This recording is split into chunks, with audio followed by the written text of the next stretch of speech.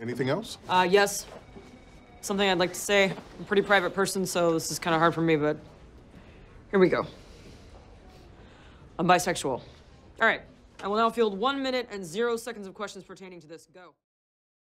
That was a clip from Brooklyn Nine-Nine, a sitcom on Netflix featuring an openly bisexual woman. This was a great moment for the LGBT community, as more often than not, characters never mention their sexuality by name, and instead, media producers bait their audience by insinuating a character isn't straight. LGBT representation is a controversial topic, as many believe that the media, while creating more and more products featuring LGBT people, is not doing enough to present gay people in a respectful and accurate light. By the end of this video, you'll gain a better perspective on which films and shows you should consider when looking for LGBT representation.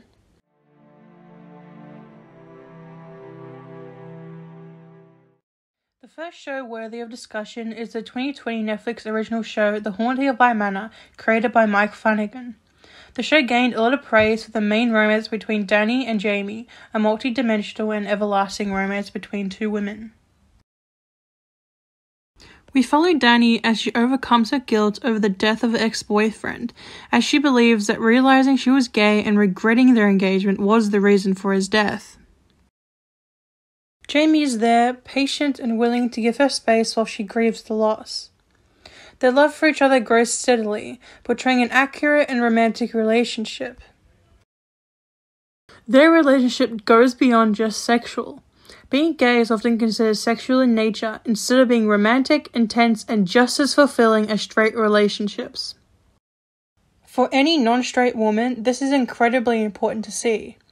With the oversaturation of lesbian porn aimed for straight eyes and the strange fetishization of it by men, most of society forgets about how women can actually love other women. Another thing worth mentioning is how valuable it is for straight people to see this representation as well. As mentioned before, many straight people can't fathom how two women may love each other. Personally, I think shows like Bly Manor are bound to turn some people around, and that's a very valuable thing. Overall, The Haunting of Bly Manor has been a very influential show for non-straight women with a great horror story. Watching a portrayal of a lesbian relationship as complex and endearing as Danny and Jamie's is a far cry from movies such as Below Her Mouth.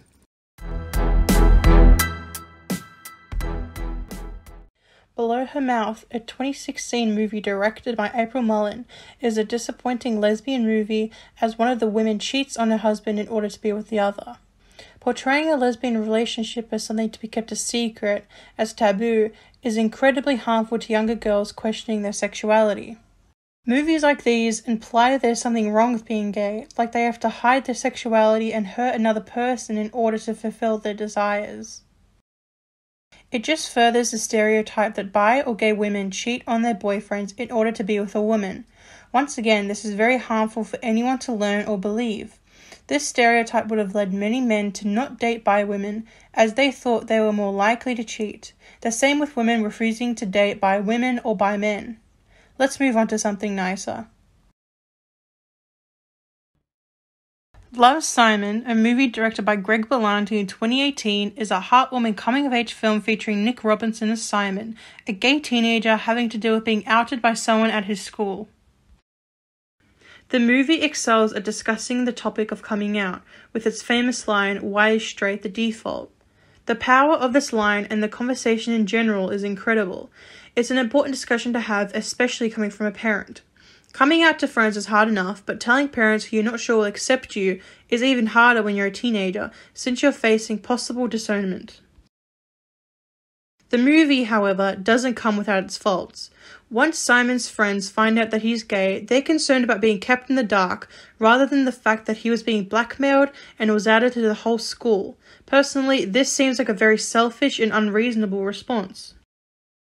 No one is entitled to know someone's sexuality, and if someone isn't ready to tell people, then so be it. Forcing it is disrespectful, as is being offended that you weren't told sooner.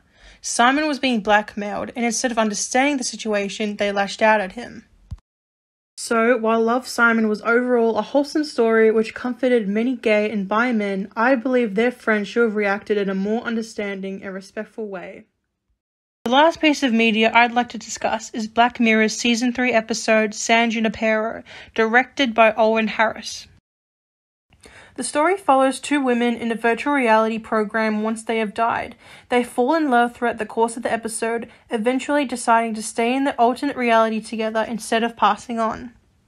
Not only is this a beautifully shot and produced episode, but the unique storyline is also impeccable. Most LGBT stories I've watched are generic and bland, whereas this concept alone is fascinating and captivating.